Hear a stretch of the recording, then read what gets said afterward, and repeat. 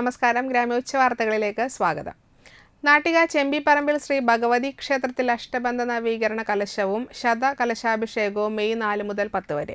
പുനഃപ്രതിഷ്ഠ May 10 രാവിലെ നടക്കും. രാവിലെ ഗണപതി ഹവനം, കലശം, വിടർത്തി പൂജ, പഞ്ചവാദ്യം, ജീവകലശം, താലവാദ്യ നാമജപത്തോടുകൂടിയുള്ള എഴുന്നള്ളിപ്പ്, പഞ്ചാരിമേളം, ശതകലശാഭിഷേകം, മഹാനിവേദ്യ സമർപ്പണം, തുടർന്ന് അമൃതഭോജനം എന്നിവ നടക്കുമെന്ന് ക്ഷേത്രം തന്ത്രി ശ്രീ ടി.കെ. സുധൻ, ക്ഷേത്രം ശാന്തി ശ്രീപദം ലാൽ, ഭാരവാഹികളായ CP. Ramakrishnan master, സി.കെ. Gopakumar, CV. Vishwesh, സി.കെ. Ashokan, സി.ജി. Santhosh, രക്ഷാധികാരികളായ സി.കെ. Parankutty, സി.ആർ. Ashokan എന്നിവർ അറിയിച്ചു.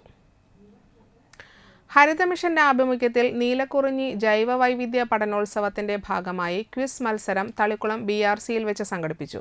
തളിക്കുളം BPC സിന്ധു KH ഉദ്ഘാടനം നിർവഹിച്ചു. Thalikkulam block resource person Vaishnav അധ്യക്ഷത വഹിച്ചു. തളിക്കുളം BRC പരിധിയിലെ 5 പഞ്ചായത്തുകളിലെ 7, 8, 9 ക്ലാസുകളിലേക്ക് വിജയിച്ച 29 കുട്ടികളാണ് നീലക്കുറിഞ്ഞി ക്വിസ് മത്സരത്തിൽ പങ്കെടുത്തത്. ക്വിസ് മാസ്റ്റർ ശ്രീജ KP നേതൃത്വത്തിൽ ക്വിസ് മത്സരം നടന്നു. Anahita Das Engandiyoor, Saint Thomas HSS school, Meenakshi AS Thalikulam SNVUPS school, Niharika CR Engandiyoor national HSS school, Lin Romis P Saint FX RCUP school എന്നിവർ 1, 2, 3, 4 സ്ഥാനങ്ങൾ കരസ്ഥമാക്കി. മെയ് 10 തൃശൂർ ജില്ലയിൽ നടക്കുന്ന നീലക്കുറിഞ്ഞി ജൈവ വൈവിധ്യ പഠനോത്സവ ക്വിസ് മത്സരത്തിന് വിജയികൾ അർഹത നേടി. SSLC പരീക്ഷാഫലം നാളെ. 2023-24 അക്കാദമിക വർഷത്തെ SSLC, THSLC, AHSLC പരീക്ഷാഫല പ്രഖ്യാപനം മെയ് 8 ഉച്ചയ്ക്ക് ശേഷം 3 നടക്കും. മന്ത്രി V. ശിവൻകുട്ടി ഫലം പ്രഖ്യാപിക്കും.